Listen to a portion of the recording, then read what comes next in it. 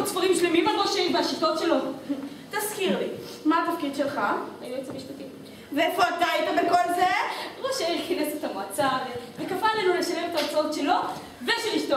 רטרואקטיבית, אני התנגדתי. דפקתי על השולחן, איימתי בהתפטרות, אמא שלי לא נתנה לי. אמא שלך זה לא נימוק. אבל אדוני, כספים זה לא המחלקה שלי. אני מציע שנעביר את התיק הזה למשטרה. לא במשטרה, למה משטרה? צוקר הגזברית, היא אשמה.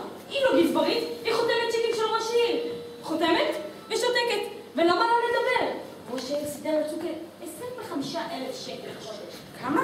ועוד 350,000 רק בשביל אשתו. מה אתה אומר? היועץ המשפטי כבר מוכר אותנו. צוקר, גזברית העירייה, מספר 1 בדרום! מה, הוא כבר יצא ממך, דרום? כן, הם נתנו את זה לנו.